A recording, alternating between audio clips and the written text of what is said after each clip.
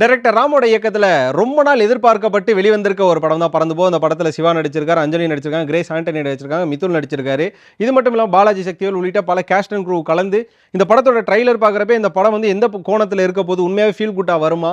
ராம் எப்படி ஒரு அழுத்தமான ஒரு ஆழமான கண்டென்ட்டை சிவா வச்சு சொல்ல போறார் அப்படிங்கிற பல எதிர்பார்ப்புகளுக்கு மத்தியில ரிலீஸ் ஆயிருக்கு. இந்த படம் எப்படி இருக்குங்கிற விமர்சனத்தை தான் இந்த வீடியோல பார்க்க போறோம். மாலை முரசு வை பிரசன்ஸ். இது படம் எப்படி இருக்கு? நான் உங்க விஜய் டாமினிக்.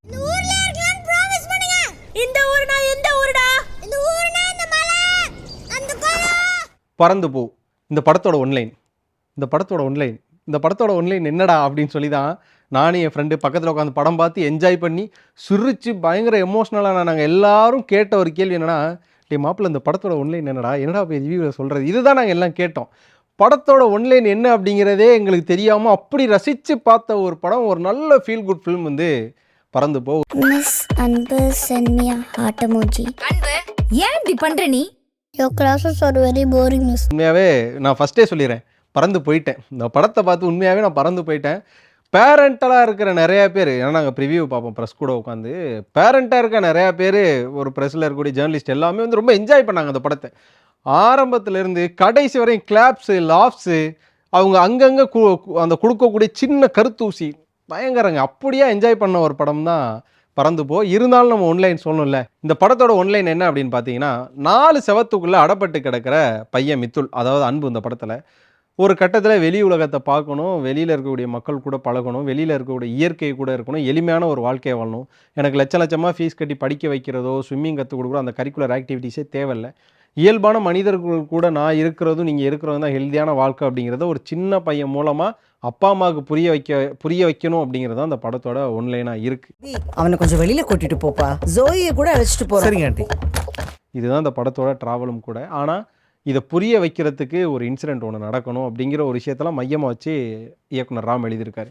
ராம் அவரோட படம் மேலே நம்மளுக்கு எப்போதுமே ஒரு மரியாதை இருக்கும். என்ன கொஞ்சம் லேட்டாக கொண்டாடும் அவரோட படத்தை. ஏன்னா ஒரு படத்தெல்லாம் நம்ம கொண்டு போய் தியேட்டரில் போய் செலிப்ரேட் பண்ணி அதை வந்து 200 கோடி 300 கோடிக்கு நம்ம இதுவரையும் ஓட்டினதே கிடையாது.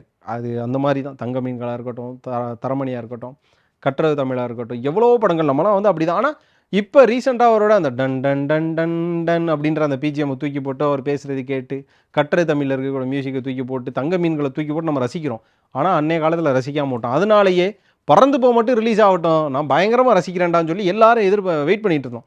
ஆனால் இந்த வாரம் காம்படிஷன் கொஞ்சம் அதிகம். என்ன அப்படின்னு பார்த்தீங்கன்னா, ஒரு பக்கம் 3 BHK வருது, ஸ்ரீ கணேஷோடது, ஒரு பக்கம் பீனிக்ஸ் வருது, குயிலி வருது, இன்னொரு பக்கம் பார்த்தீங்கன்னா பறந்து போ வருது. ஆனால் பறந்து போ மேலே எல்லாருக்கும் 80% எதிர்பார்ப்பும் அன்பும் ஆசை இருந்தாலும் ஒரு 20% ஒரு சந்தேகம். என்ன அப்படின்னு பார்த்தீங்கன்னா, இன்றைக்கி இருக்கக்கூடிய கரண்ட் சுச்சுவேஷனில், கரண்ட் ஜெனரேஷனில் ராம் சாரோட அந்த ஸ்லோவான படம், அதுவும் சிவா வச்சு, சிவா எப்போதுமே என்டர்டெயினாக தான் பண்ணுவார். அவர் வந்து எப்படி ராம் சார் படத்தில் ஆப்டாக நடிப்பார் அப்படிங்கிற மாதிரியான ஒரு விஷயத்தெல்லாம் எல்லாரும் ஒரு குழப்பத்தோடய எதிர்பார்த்துட்டு இருந்தோம். நானுமே அப்படி தான் எதிர்பார்த்துன்ற பட்சத்தில், அப்போல்லாம் கிடையாதுடா, ஜென்ரேஷன் மாறினா நான் என்னோட கொள்கையும் கருத்து எப்போயும் ஒரே மாதிரி இருக்குண்டான்னு சொல்லி அது இந்த ஜென்ரேஷனுக்கு ஏற்ற மாதிரி சிவா மூலம் சொன்ன ஒரு விதம் இருக்குல்ல, லிட்ரலி ஒரு ஃபீல் குட் ஃபிலிமுங்க. உண்மையாகவே ஒரு ஃபீல் குட்டான ஒரு ஃபிலிம் தான். படத்துக்குள்ளே போனதுலேருந்து படம் வெளியில் வர வரையும் நம்ம ஒரே ஒரு இடத்துல மட்டும்தான் டவுன் ஆகும். அந்த டவுனும் டக்குன்னு அடுத்த இடத்துல மாறுறதில்ல. அது மட்டும்தான் அந்த படம் லிட்ரலி நம்மளை ட்ராவல் பண்ணிக்கிட்டே இருக்க வைக்கிறார் ராம் சார். யாரை சொல்கிறது? ஓகே, சிவாவோட பர்ஃபார்மன்ஸை சொல்கிறதா, மித்துலோட பர்ஃபார்மன்ஸை சொல்கிறதா, இல்லை அந்த பக்கம் ஆண்டனி கிரேஸோட பர்ஃபார்மன்ஸை சொல்கிறதா, அஞ்சலியோட பர்ஃபார்மன்ஸை சொல்கிறதா, இந்த சினிமாட்டோகிராஃபர் யாருக்குங்க நம்ம கிரெடிட்ஸ் கொடுக்குறது? இல்லை மியூசிக்கில் இருக்கக்கூடியவருக்கு தயாநிதி கொடுக்குறதா, இல்லை யுவன் சங்கர் ராஜாவோட அந்த ஸ்கோரு கொடுக்குறதா, யாருக்கு கொடுக்குறது? முதல்ல அப்படிப்பட்ட ஒரு படம் நான் எடுக்கிறேன்டான்னு சொல்லி ஒரு படம் எடுத்திருக்காரு. லிட்டரலி எனக்கு ஒரு மிகப்பெரிய ஆச்சரியம் தான். 5வது படிக்கும்போது வாங்கிட்டு வரேன்னு சொன்ன சூரியகாந்தி பூவை ஒரு வழியா என் பையன் 5வது படிக்கும்போது வாங்கிட்டு வந்துட்டேன். ராம் சாரால் மட்டும் எப்படி ஒரு மேஜிக் கொடுக்க முடியுது அப்படின்ற ஒரு விஷயம் இருக்குல்ல. இப்போ வெற்றிமாறன் சாரே எடுத்துக்கோங்க, பொல்லாதவன்லேருந்து பொல்லாதவன், ஆடுகளம், அதுக்கப்புறமா விசாரணை, எவ்வளோ படங்கள் கரண்ட் ஜென்ரேஷனில் அவர் அப்டேட்லேயே காமிச்சிட்டே இருப்பார். ராம் சார் லிட்டரலி கொஞ்ச நாள் வந்து ஒதுங்கி இருந்த மாதிரி இருந்தது. 7 கடல் 7 மலை வரும் அப்படின்னு எதிர்பார்த்தோம். ஆனால் அது ஒரு பக்கம் வரல. பறந்து போ அப்படிங்கிற ஒரு டைட்டிலு சிவா சார் மிகப்பெரிய ப்ரொமோஷன் அப்படின்னு சொல்லி எல்லாரும் சொல்கிறாங்க. ஆனால் பெரிய அளவில் தெரியப்படாத ப்ரொமோஷன்ஸ் இருக்குது. ரொம்ப சிம்பிளாக வராரு. படத்தை பற்றி எங்கேயும் வந்து ரொம்ப இதாக பண்ண, நீங்கள் வாங்க உங்களுக்கு பிடிக்கின்ற வார்த்தைகள் சொல்கிறாரு. ஆனால் அந்த படத்தில் எல்லாரும் அட்ராக்ட் பண்ணுறாரு. போய் அந்த தேட்டருக்குள்ளே 2.5 மணி நேரம் உட்காந்துன்னு வச்சுக்கோங்களேன், நல்லா சிரிச்சிட்டு வரலாங்க. கருத்து சொல்லணும், எங்கே எப்படி சொல்லணும், யார் மூலமாக சொல்லணும்னு ஒன்று இருக்குல்ல, அதை வந்து ராம் சாரி பயங்கரமாக சொல்லி, கருத்து யாரால் வேணால் சொல்ல முடியும், எந்த ஹீரோவாக வேணாலும் சொல்ல முடியும். சொல்ல போனால் சிவா, அதான் மிர்ச்சி சிவா வச்சே அவங்க வந்து கருத்து சொல்லியிருக்காங்க. ஆனால் அந்த கருத்து எல்லாமே அந்த குழந்தைகிட்டேருந்து வருது பார்த்தீங்களா, அதுதான். அது கருத்தாக வராமல் சுற்றி வளைச்சி புரிஞ்சுங்க இதுதான் அப்படின்ற ஒரு விஷயம். அதுக்கப்புறமா இந்த படத்தோட கேஸ்ட் அண்ட் க்ரூவெல்லாம் ஒரு பக்கம் ஒதுக்கி வச்சு அப்புறம் பேசுவோம். இந்த படம் பார்க்குறப்ப எனக்கு என்ன ஃபீல் ஆச்சுன்னா, ராம் சார் நிறைய இடங்கள்ல காலேஜஸில் நிறையா பிளேஸில் இந்த மோட்டிவேஷனல் ஸ்பீச்லாம் பேசுவார். அவர் பேசின பல ஸ்பீச்சஸ் வந்து இந்த படத்தில் அப்படியே ரிஃப்ளெக்ஷன் ஆகுது. அதாவது இயற்கையை நேசியுங்கள். காற்று மழையாக இருக்கட்டும், அதுக்கப்புறம் வந்து கடல் மழையாக இருக்கட்டும், இது மாதிரி பல விஷயத்தை நேசிங்கன்னு சொல்லி இயற்கையை பற்றி அவர் பேசின ஒரு ஒரு ஸ்பீச் இருக்கும். அதை கேளுங்க.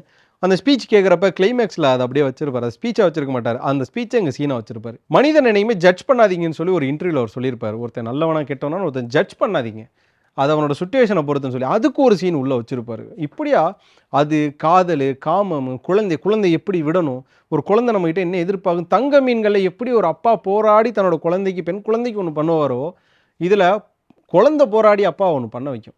சார் நீங்கள் நல்லா ஆடுறீங்க. ஜென்னா கிளாப் பண்ண. பா இவங்க சும்மா கிளாப் பண்ணுறாங்க, நீ நல்லாலாம் ஆடல.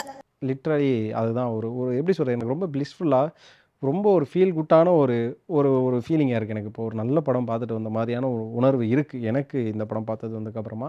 ஸோ இதில் இருக்கக்கூடிய கேஸ்ட் அண்ட் க்ரூ பற்றி முதல்ல சொல்லணும். சிவா, அதாவது படம் முடிச்சுட்டு வந்தோன்னா ஒரு பெரிய ஜேர்னலிஸ்ட் ஒருத்தவர் சிவா கூப்பிட்டு சொன்னார், சார் இனிமேல் நீங்கள் இது மாதிரியான படங்கள் பண்ணுங்கள், தப்பி தவறி கூட இனிமேல் மசாலாக்குள்ளே போய் சிக்காதீங்க, இது மாதிரியான படங்கள் பண்ணுங்கள், எடுக்குது உங்களுக்கு அப்படின்னு சொல்லி சிரிச்சுக்கிட்டே கடந்துக்கிட்டே அந்த ஃபேஸை மாற்றிக்கிட்டே ஒரு எமோஷன் கலந்து ஒரு வழியை சொல்கிற ஒரு இதம் இருக்குல்ல, அது ஒரு சிவா எதுக்கு ஃபேமஸ் உங்களுக்கு தெரியும், ஒரு வார்த்தையில் சிரிக்க வச்சிருவோம் அப்படியே அப்படியே பட்டம் முழுக்க ஒரு வார்த்தையில் சிரிக்க வச்சிருக்காரு. அந்த ஆக்ஷனாக இருக்கட்டும் எல்லாத்துலையும். ஏன்னா ராம்சார் படத்தில் நடிக்கிறதுங்கிறது வேற, மற்ற படத்துங்களில் நடிக்கிறதுன்றது வேறு. அப்படின்ற பட்சத்தில் ராம்சார் படத்தில் நடிக்க வச்சு நம்மளை எல்லாம் சிரிப்பு வச்ச வர விதத்தில் சிவா ஒரு பெஸ்ட் ஆக்டராக அந்த படத்தில் ஒர்க் பண்ணியிருக்காரு. நான் எது சொன்னாலும் உனக்கு புரியாது. சின்ன வயசுல இதுதான் பிரச்சனை, எனக்கு புரியுற மாதிரி உனக்கு சொல்லவே தெரியாது.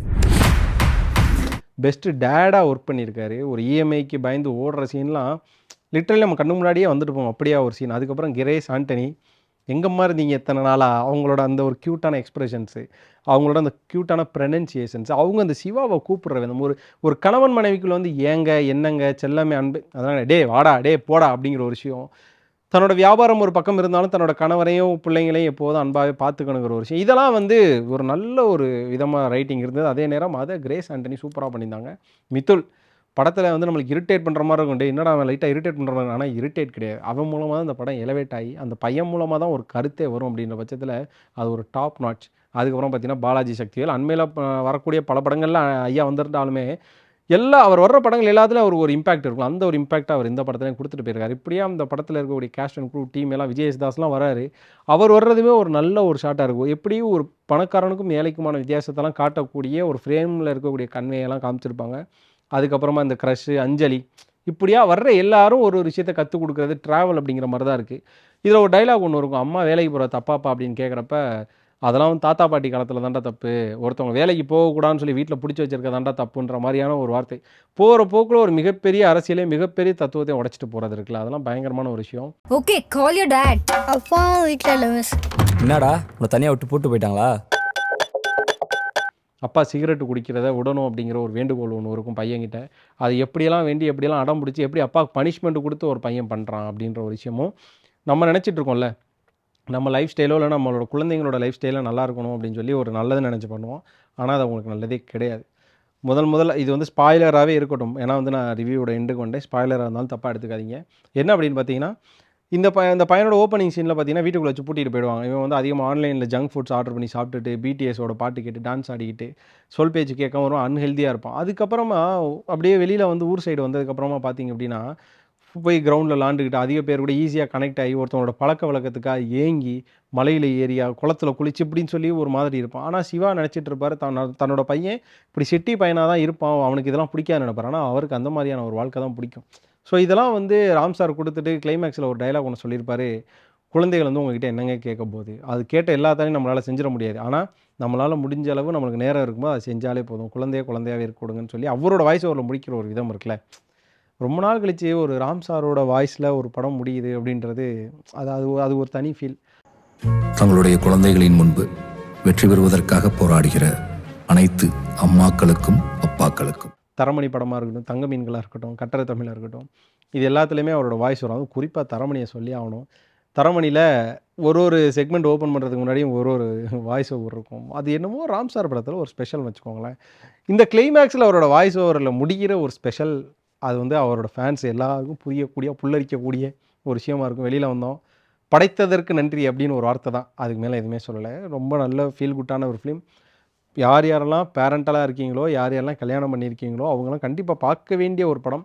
சிட்டியில் இருந்தால் 4 செவத்துக்குள்ளே வளர்ந்தா நம்ம பிள்ளைங்களுக்கு வந்து நல்ல ஒரு ஸ்கூலில் 5 லட்சம் ஃபீஸ் கட்டி ஸ்விம்மிங்கு, அதுக்கப்புறமா எக்ஸ்ட்ரா கரிக்குலர் ஆக்டிவிட்டீஸ்னு ஒன்று சொல்லிக் கொடுத்து, அதுக்கப்புறமா எம்எல்ஏ, எம்பிசி, கலெக்டரோட பையெல்லாம் படிக்கிற ஸ்கூலுன்னு சொல்லி ஒரு ஸ்கூலில் சேர்க்கணும் அப்படின்ற ஒரு அசட்டு ஒரு ஆடம்பரம் விரும்பக்கூடிய பேரண்ட்டுகளுக்கும், கடன் வாங்கி ஆடம்பரம் பண்ணக்கூடிய பேரண்ட்டுகளுக்கும் ஒரு சாஃப்டான பதிலடியாக இருக்கக்கூடிய ஒரு படமாக ராம் சார் படைச்சிருக்காரு. ஒரு கல்வியோட முக்கியத்துவத்தையும், ஒரு குழந்தை வளர்ப்போட முக்கியத்துவத்தையும் அவர் சொல்லி வளர்த்துருக்காரு, ஒரு எடுத்திருக்காரு அப்படின்னு தான் சொல்லணும். இவ்வளோதான் நான் வந்து இந்த படத்தை பற்றி சொல்ல நினைக்கிறேன். இதுக்கு மேலே விமர்சனம் பண்ணுறதுக்கு எனக்கு இன்னும் நிறையா புரிதல் வேணும். அவரை பற்றி அவர் எப்படி இந்த தாட் எப்படி ரைட் பண்ணார் அப்படின்லாம். ஒரு பக்கம் இந்த படத்தோட டீமை நம்ம சொல்லி ஆகணும். டெக்னிக்கல் டீம் அதிபயங்கரமாக ஒர்க் பண்ணியிருக்காங்க. ரொம்ப சூப்பராக ஒர்க் பண்ணியிருக்காங்க. இந்த லொக்கேஷன்ஸு, ஷூட்ஸு, அந்த ஷார்ட்ஸு எல்லாம் சூப்பர். அதுக்கப்புறம் மியூசிக்கும் ஒரு பக்கம் தெரியுன்னு. இதில் என்ன முக்கியமான விஷயம்னா, ராம் சாரோட வாய்ஸ் ஓவர்லேயே படம் ட்ராவல் ஆகும்னு சொன்னேன்ல தரமணி. இதில் எப்படின்னா சுச்சுவேஷனுக்கு ஏற்ற மாதிரி ஒரு சாங்குங்க.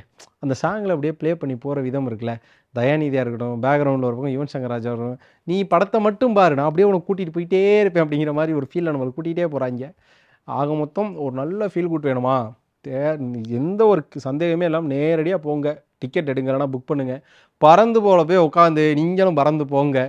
செம்மையான ஒரு படம், சூப்பரான ஒரு படம். இந்த வாரம் ரிலீஸ் ஆனதில் ஒரு நல்ல ஃபீல் குட். ராம் சார்கிட்டேருந்து மீண்டும் ஒரு நல்ல தரமான படைப்பு தான். பறந்து போ இப்படி தான் இருக்கும் அப்படின்னு உங்களுக்கு முன்னாடியே தெரியும் அப்படின்னு நீங்கள் உங்கள் மனசில் நினச்சா அதை கண்டிப்பாக கமெண்ட்டில் சொல்லுங்கள். இல்லை ராம் சாரோட படத்தில் உங்களுக்கு எந்த படம் ரொம்ப பிடிச்ச படம் அப்படிங்கிறதையும் கமெண்ட்டில் சொல்லுங்கள். யாரெல்லாம் பறந்து போ பார்த்துட்டீங்க, உங்களுக்கு அது குறித்து என்ன கருத்து இருக்குங்கிறதையும் கண்டிப்பாக கமெண்ட்டில் சொல்லுங்கள். இந்த வீடியோ பிடிச்சிருந்தா லைக் பண்ணுங்கள், ஷேர் பண்ணுங்கள். மறக்காமல் மாலை முரசு வைபை சப்ஸ்கிரைப் பண்ணிவிட்டு பக்கத்தில் இருக்க பெல் ஐக்கானை கிளிக் பண்ணிக்கோங்க.